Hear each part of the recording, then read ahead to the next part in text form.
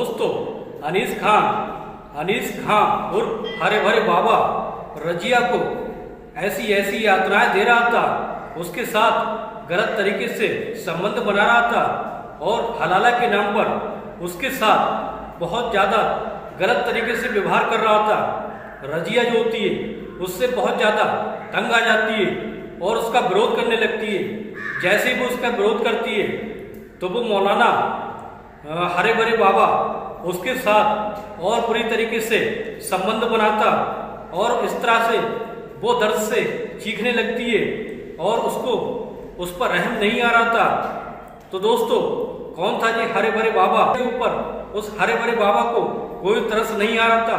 उसके साथ रात भर प्राकृतिक तरीके से संबंध बनाता है और सुबह होते ही उसी पति के पास छोड़ देता है रजिया को और फिर उसको तलाक दे देता है। दोस्तों, कौन था हरा भरा बाबा? और ये हलाला के नाम पर ऐसे कई लड़कियों के साथ गलत व्यवहार करता था, उनके साथ शारीरिक संबंध बनाता था।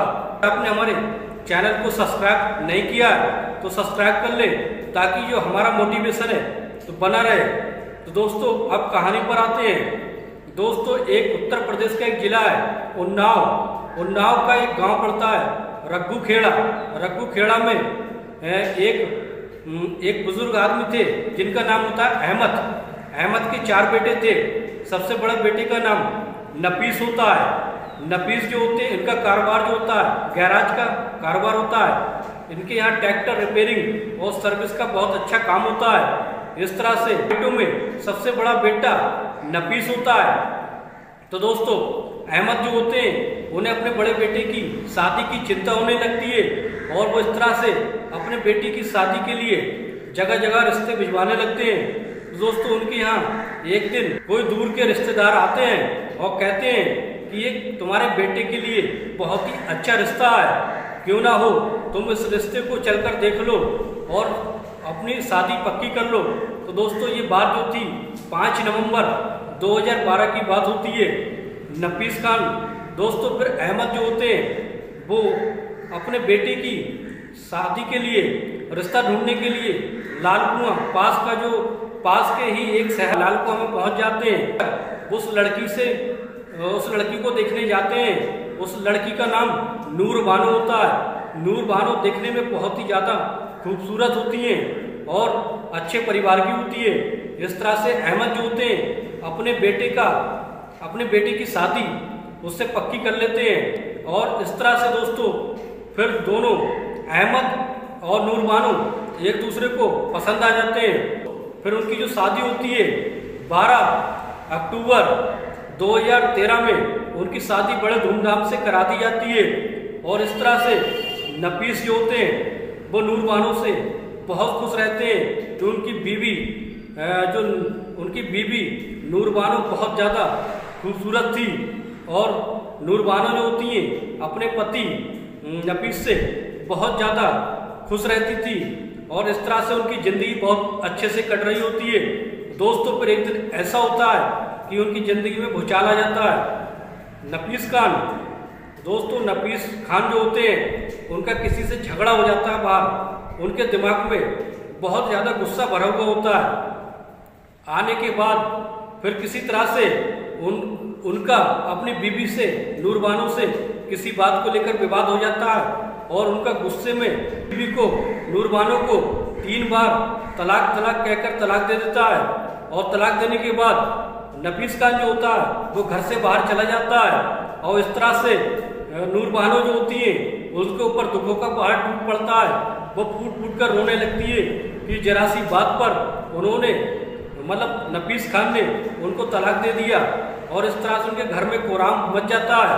कोराम मचने के बाद अहमद जो होते हैं फिर इस तरह से अपने घर परिवार में इकट्ठा होते हैं। इकट्ठा होने के बाद फिर अपने बेटे नफीस खान को बुलाकर राय मशवरा लेते हैं, समझौता करते हैं और फिर इस तरह से दोस्तों फिर इसका एक ही हल निकलता है। वो एक राय मशवरा देते हैं। वो ये कहते हैं बाबा खेड़ा के पास एक मौलाना है, उनके साथ नूर बानो का हलाला कराना पड़ेगा। हलाला कराने के बाद एक दिन का हलाला कराने के बाद उससे वो तलाक दे देगा। तलाक देने के बाद फिर नफीस खान की शादी उससे दोबारा हो जाएगी। इस बात की जब सहमति पूरे परिवार में हो जाती है तो दोस्तों फिर वो बाबा खेड़ा, वो मौलाना जो होता है उसका नाम अनीस खां होता है और अनीस खां को हरे भरे बाबा के नाम से जाना जाता है। और वहाँ जब पहुँचते हैं उनका पूरा परिवार हरे भरे बाबा के पास पहुँचता है और उनको इस बात की पूरी जानकारी दी जाती है। हरे भरे बाबा और ज़्यादा खुश हो जाता है और कहता है कि हाँ, मैं निकाह करने के लिए तैयार हूँ और एक रात नूर बानो को मेरे साथ यहीं पर रुकना होगा और फिर कल मैं इसको तलाक दे दूंगा और फिर तुम इसके साथ शादी कर सकते हो, मतलब इसके साथ दोबारा निकाह कर सकते हो। इस तरह से बाबा जो होता है, बाबा का निकाह नूर बानो के साथ करा दिया जाता है। बहुत ही बुरा, ये सब बहुत बुरा लग रहा था कि उसके साथ ये क्या चल रहा होता है। दोस्तों फिर क्या होता है, नूर बानो जो होती है मजबूरी में उस हरे भरे बाबा के बंधन में बन जाती है और इस तरह से एक रात फिर वहीं रुक जाती है हरे भरे बाबा के पास, अनीस खां के पास। तो इस तरह से पूरा परिवार जो होता है अपने घर पर चला जाता है। बानो जो होती है अब निकाह के बाद उसको एक रात हरे भरे बाबा के पास यानी अनीस खां के पास रुक जाती है।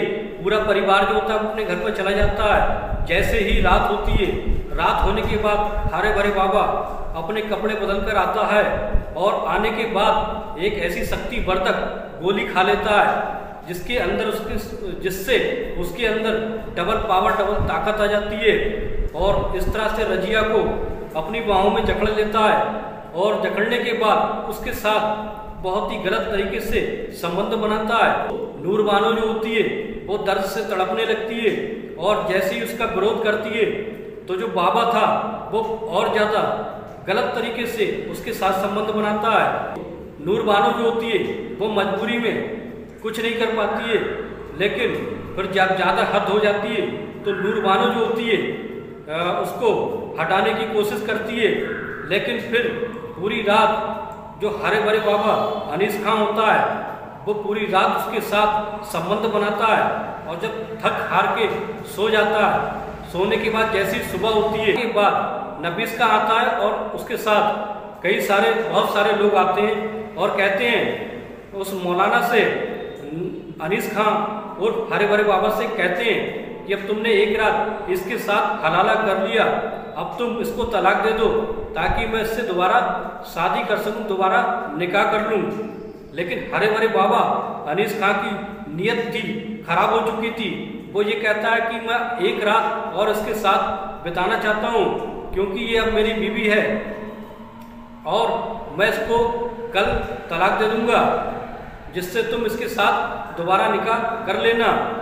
जब नफीस खां ये बात सुनता है तो उसका खून खौल उठता है और कहता है ये तुम कैसी बात कर रहे हो, एक रात तुमने हलाला इसके साथ कर लिया, अब तुम्हें इसको तलाक दे देना चाहिए। ये बात अनीस खां कहता है कि नहीं, मैं एक रात और इसके साथ बिताना चाहता हूँ, ये मुझे बहुत अच्छी लग रही है, ये बहुत अच्छी है, मुझे पसंद आ गई है। और इस तरह से दोस्तों फिर उसकी बात पर राजी होकर नफीस खां होता है वापस लौट जाता है। जैसे ही रात आती है अनीस खां और हरे भरे बाबा वो मौलाना को उसके साथ फिर गलत तरीके से संबंध बनाने की कोशिश करता है। एक बार जब संबंध बन जाता है फिर नूर बानो के साथ फिर दोबारा यही व्यवहार करता है, लेकिन नूर बानो को अब ये बर्दाश्त नहीं था। नूर बानो पास में पड़े एक बड़े से डंडे को उठाकर उस हरे भरे बाबा अनीस खां को जोरदार तरीके से बार बार मारने लगती है, इतनी बुरी तरीके से उसे पीटने लगती है। पीटने के बाद जब वो मौलाना वहीं पट्ट पड़ जाता है, गिर जाता है और दोस्तों उस हरे भरे बाबा को मारने के बाद वो दौड़कर फिर थाने में जाती है। थाने में जाकर रिपोर्ट लिखवाती है। वहाँ के चौकी इंचार्ज जो होते हैं प्रदीप कुमार होते हैं। प्रदीप कुमार को जब ये हलाले की सारी बातें नूर बानो जब बताती है तो उनके पैरों के तले की जमीन खिसक जाती है और वो तुरंत ही अपनी टीम का गठन करते हैं। और गठन करने के बाद उस बाबा के उस फर्जी बाबा के यहाँ पहुंच जाते हैं। ऐसी लड़कियों को हवस का शिकार बनाता था और पहुंचने के बाद उस बाबा को गिरफ्तार कर लिया जाता है। गिरफ्तार करने के बाद उस बाबा को जेल भेज देते हैं।